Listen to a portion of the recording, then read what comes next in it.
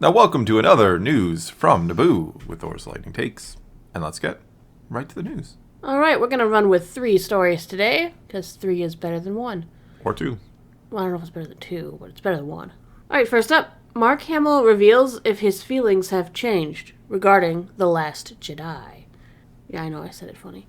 You did. All right, so this recently, was the 5-year anniversary of The Last Jedi. Hard to believe. Yep, Rian Johnson gave us the most divisive film of the franchise, splitting the fan base. Sundering it, some might say. One side of the people who have enjoyed it, another side of people who did not enjoy it.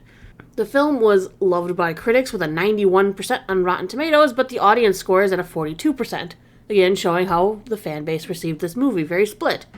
There were people who took to social media celebrating the film, and of course, not celebrating the film, which some considered the best of the Disney era. One fan took to Twitter to ask Mark Hamill, what he thought of the movie after all this time. Previously, the actor kind of talked about how Luke's arc in the film mirrored his own life, and he wasn't initially a fan of the character's direction, but changed his mind a little bit after he saw the film, I guess. After he was told by After they were like, hey, Disney and Lucasfilm, hey, you gotta stop, can't. man. Yeah, you can't say that. So, @One Flute Skywalker asked him a question. Hi, @Mark Hamill. Since it is the 5th anniversary of The Last Jedi release, do you have any anecdotes or memories from making the film you would be willing to share? Have you changed your mind about anything after these past 5 years? Would you have done anything differently? Thank you. Mark Hamill responded to the tweet. He said, not really, a little, yes, you're welcome. So, any anecdotes you'd be willing to share? Not really. That's kind of a none. Have you changed your mind about anything after these 5 years? A little. Would you have done anything differently? Yes. And then you're welcome. So yes, he would definitely have done things differently. Doesn't have any little stories or What's anything he funny wants is to tell. when they ask have you changed your mind, he said a little. We don't know he doesn't say which how way. he changed it, but it's changed a little. Yeah.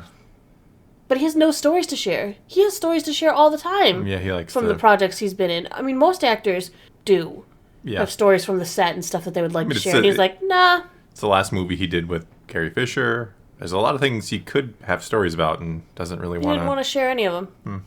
I mean, it's probably there's a bittersweetness, right? Because there are probably the memories of, like I said, working with Carrie Fisher again, who was like a sister to him, and it's the last, well, not the last Star Wars movie he did, because he comes back. We don't talk about it. Well, I mean, he tried to be Luke in The Rise of Skywalker. I mean, that movie literally kind of spits in the face of The Last Jedi with the a Jedi's weapon deserves more respect line. I mean, that is a jab. I don't care what anybody says. That's a jab at the previous film, for better or worse. To be. A Jedi's weapon deserves more respect, yet he threw it away. Yeah. I mean, you could say it's just in story Luke realizing he was wrong, but it feels a little meta, doesn't it? A little on the nose. If he would have thrown it, grabbed her arm and been like, or something, and said, "No, this is wrong. This was a mistake." You mean just do anything but toss his father's old lightsaber away and storm away like a petulant child? Yeah. Well, look at you. I know what you're gonna say. Yeah. I'm predictable. All right, so let's move on to our next little story here. Regarding the Last Jedi anniversary, here's an interesting question. Is Rian Johnson still making a Star Wars trilogy or any Star Wars movie at all? No. No, and no. Yeah, no. But Lucasfilm was so impressed with The Last Jedi, they announced he'd be developing a new trilogy before it even was released. I mean, 5 years The most have telling passed, thing that has ever happened by Lucasfilm is that they thought The Last Jedi was going to be a masterpiece that was universally loved by the fan base. They did not understand what they had, which is why the movie was what it was. Recently, I mean, he has admitted he wouldn't be too disappointed if his project never happened. It's like he's finally starting to ease off the gas on it. But he still has ideas of where he wants the franchise to go. Well, he had ideas 5 years ago, too. He said, look where it is now. Well, to me, what's exciting is embracing kind of what is that so exciting about Star Wars, but doing it in a way we haven't seen before that's new and fresh. I feel like a lot of voices right now are working in the Star Wars world that are doing that. And to me, it's super thrilling to see so many different types of stories. My friend Leslie Headland is making a show right now, and I know it's going to be something totally wild and different. He's referring to The Acolyte. Yeah. To me, what I think is the guiding principle is just what's something that we can do that feels like Star Wars, but that we've never seen before. That's pretty thrilling. Sure, but it has to. But we'll never see it Rian making Johnson's another trilogy? Star Wars movie.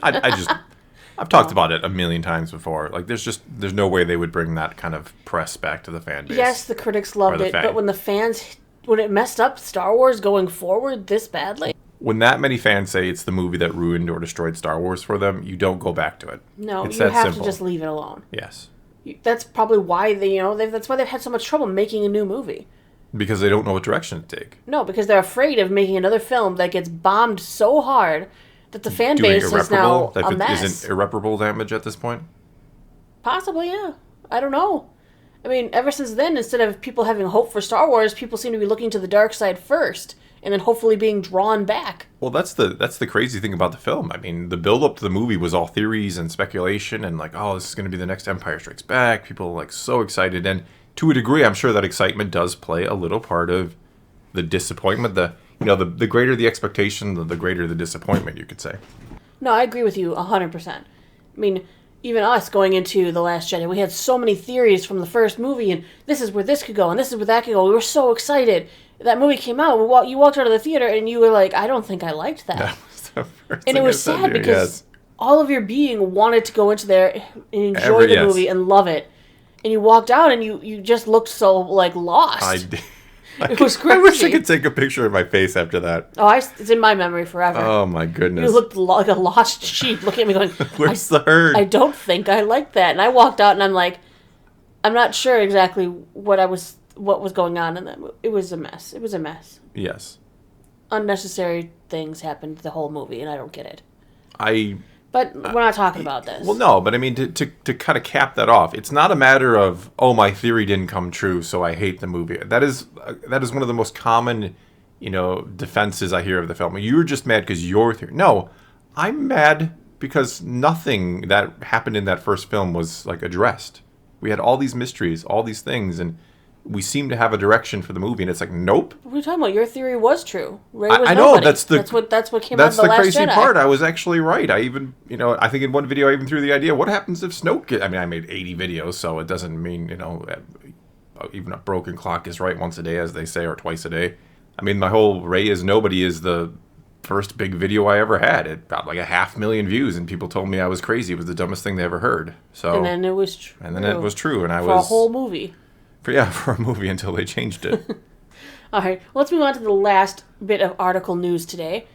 We got our first glimpse of Ahsoka footage. They released a 2023 Disney Plus preview reel. It was about a minute long. It was just showing off some content that they're going to be having coming out next year. It included some stuff from Marvel and stuff we hadn't even heard is coming, like Peter Pan and Wendy or something. But there was about 2 seconds of the Ahsoka series in there. Just her removing her hood, standing there. That reminds you the series is coming. That clip isn't even new. It's from the clip that was shown at Celebration last year that they still have not released publicly. For reasons. Well, there was also Mandalorian footage in this new reel, and it was just, again, stuff we've seen. So I'm pretty sure this is kind of reminding us what's coming, but at the same time, it's sad we haven't seen anything. It's really weird. The thinking behind this is that Lucasfilm is waiting for Mandalorian Season 3 to be released and then start promoting Ahsoka right after. It's weird to promote Ahsoka before Mando, I guess. Especially if it's still a ways away. Right. Because rumors now say late 2023, where initially we were kind of spring, summer 2023, and then Skeleton Crew, which is supposed to be next year. Yeah. Late. We've got Mando coming March 1st.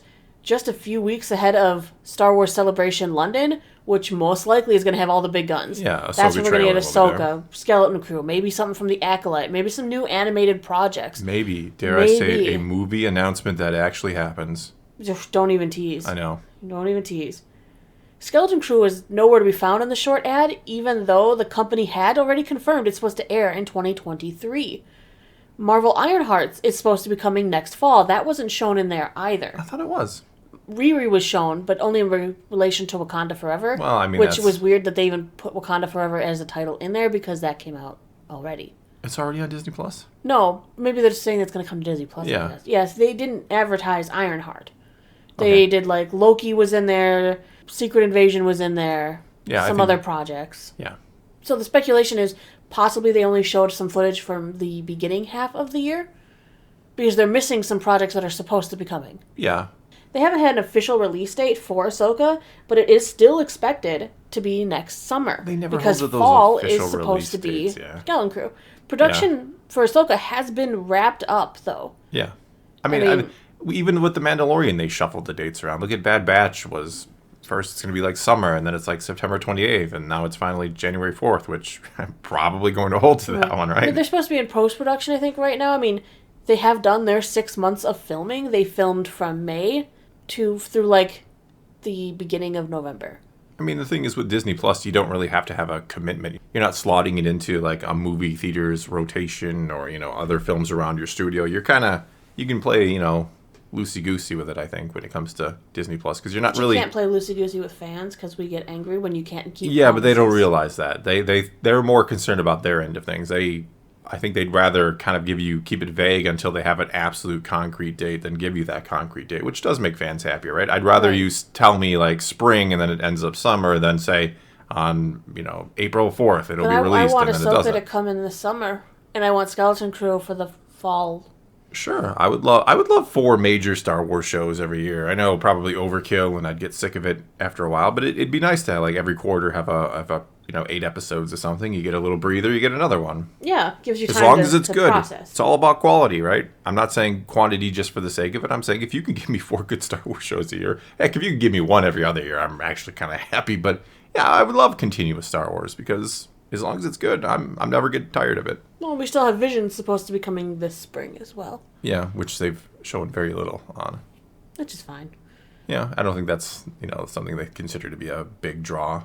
All right, well, that is all we got for you this time, so do take to the comments below. Tell us what you think about any and all of today's news, and let's talk some Star Wars.